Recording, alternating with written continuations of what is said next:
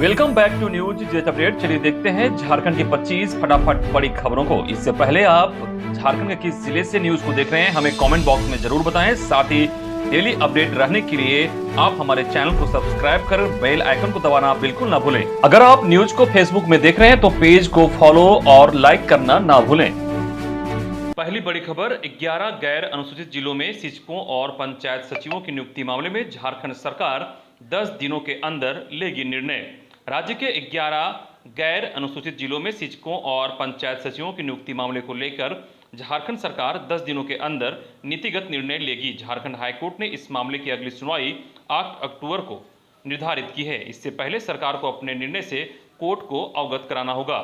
मामले की सुनवाई जस्टिस SN पाठक की अदालत में हुई। दरअसल नियोजन नीति को असंवैधानिक घोषित करने के बाद से अनुसूचित और गैर अनुसूचित जिलों में होने वाली नियुक्तियों पर रोक लग गई थी, लेकिन इस मामले में सुप्रीम कोर्ट ने स्पष्ट कर दिया था कि नियोजन नीति को असंवैधानिक घोषित करने का असर 13 अनुसूचित जिलों की नियुक्ति पर ही होगा। ऐसे में 11 गैर अनुसूचित जिलों की नियुक्तियां प्रभावित नहीं होगी। अगली बड़ी खबर, देश के 1 करोड़ स्कीम वर्कर 24 सितंबर को रहेंगे हड़ताल पर। ये है मांगे। झारखंड में भी हड़ताल की तैयारी। देश के 1 करोड़ स्कीम वर्कर अपनी मांगों को लेकर 24 सितंबर को हड़ताल पर रहेंगे। झारखंड की आंगनबाड़ी सेविका, सहायिका, स्कूलों में मध्याह्न भोजन तैयार करने वाली रसोइया, स्वास्थ्य कार्यकर्ता सहिया, मनरेगा समेत विभिन्न परियोजना में कार्यरत स्कीम वर्कर इसमें शामिल होंगी। इसकी तैयारी पूरी कर ली गई है।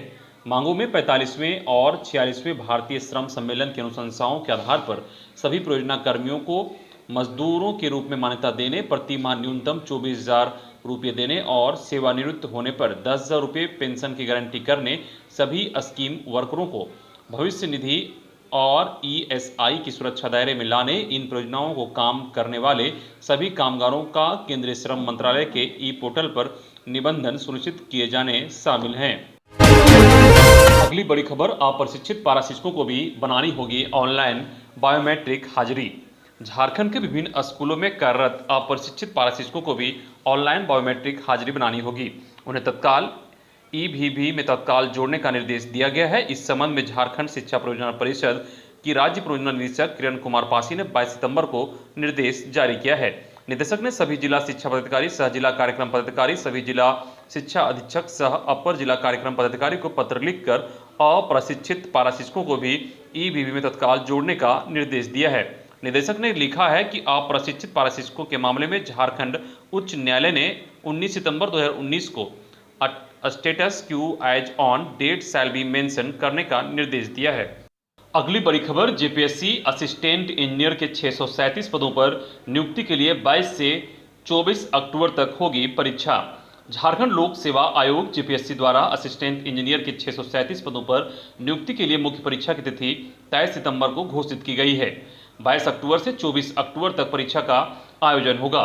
2 सीटिंग में परीक्षा ली जाएगी। पहली पाली में परीक्षा सुबह 10 बजे से दोपहर 12 बजे तक आयोजित होगी। वहीं दूसरी पाली की परीक्षा दिन के 2 बजे से शाम 4 बजे तक होगी। JPSC के अनुसार पहले दिन 22 अक्टूबर को सिर्फ सेकेंड सीटिंग में सामान्य योग्यता पेपर की परीक्षा आयोजित होगी। वहीं दूसरे दिन 23 अक्टूबर को पहली पाली और दूसरी पाली में यांत्रिक व अवैनिक पेपर की परीक्षा आयोजित की जाएगी। तीसरे दिन 24 अक्टूबर को पहली पाली में सुबह 10 बजे से दिन के 1 बजे और दूसरी पाली में दिन के 2 बजे से शाम 5 बजे तक परीक्षा होगी। पहली व दूसरे दिन 2-2 घंटे की परीक्षा और तीसरे दिन 3-3 घंटे की 2 सीटिंग में परीक्षा होगी। JPSC ने 637 रिक्त पदों के लिए 19 जनवरी 2020 को PT का आयोजन किया था, जिसका रिजल्ट 14 अगस्त 2020 को जारी हुई थी। अगली खबर, विधानसभा नियोजन समिति के अध्यक्ष अकेला बोले, भोजपुरी मगही को भी मान्यता दे देंगे तो पहाड़ नहीं टूटेगा। राज्य विधानसभा के नियोजन समिति सभापति सह बरही विधायक उमाशंकर अकेला के नेतृत्व में अपने 2 दिवसीय दौरे पर बुधवार 22 सितंबर को सरायकेला खरसावां पहुंची। टीम ने जिला के अधिकारियों संग बैठक कर सरकार द्वारा संचालित विभिन्न विकास योजनाओं की समीक्षा करते हुए कार्य प्रगति की जानकारी हासिल की। बैठक के पश्चात सभापति उमाशंकर अकेला ने विधानसभा के निवेदन समिति के समक्ष 5 मामले आए थे, जिसमें 3 सड़क से संबंधित थे। इसके अलावा एक मामला लघु सिंचाई और दूसरा खरसावां प्रखंड के कृष्णापुर पंचायत में जल मीनार से संबंधित था। 4 मामले खरसावां विधायक दशरथ गागरई द्वारा निवेदन समिति के समक्ष रखे गए थे, जिस पर संज्ञान लेते हुए आवश्यक निर्देश दिए गए हैं। अगली बड़ी खबर, 2 अक्टूबर से शुरू होगा पीपल्स प्लान कैंपेन, ई ग्राम स्वराज पोर्टल पर किया जाएगा अपलोड। राज्य भर में 2 अक्टूबर 2021 से 21 जनवरी 2022 तक पीपल्स प्लान कैंपेन चलाया जाएगा।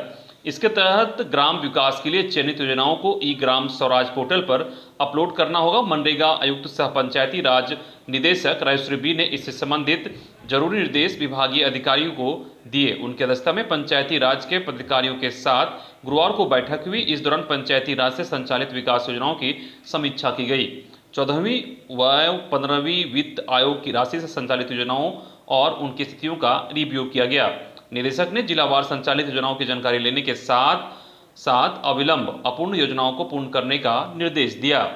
अगली बड़ी खबर, 27 सितंबर को किसानों ने किया है भारत बंद का ऐलान, नक्सली संगठन ने पोस्टर चिपकाकर किया समर्थन।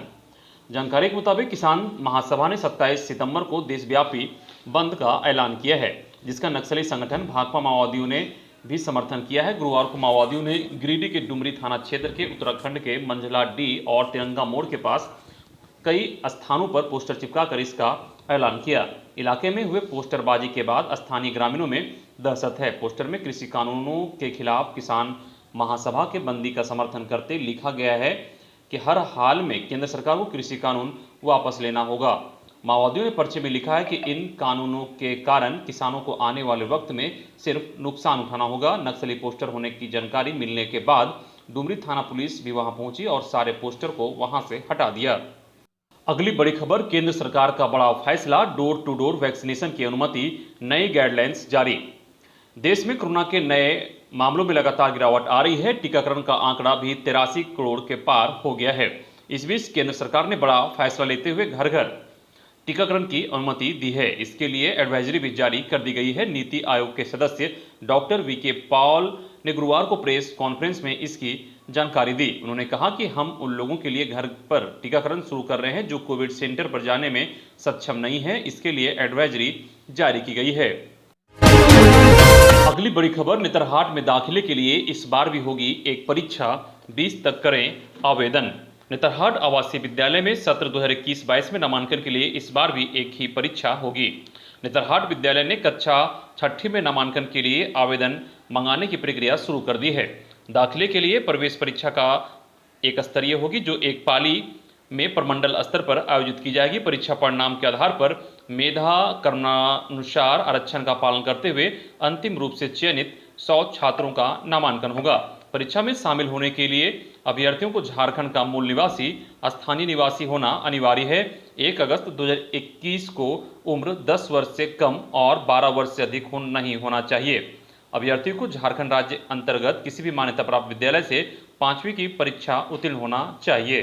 अगली बड़ी खबर, त्योहारों को लेकर जारी गाइडलाइन का हो सख्ती से पालन, अभी थोड़ी सी लापरवाही से स्थिति हो सकती है विस्फोटक। हाईकोर्ट। झारखंड हाईकोर्ट ने सरकार को त्योहारों को लेकर जारी गाइडलाइन का अभी से ही सख्ती से पालन कराने का निर्देश दिया है।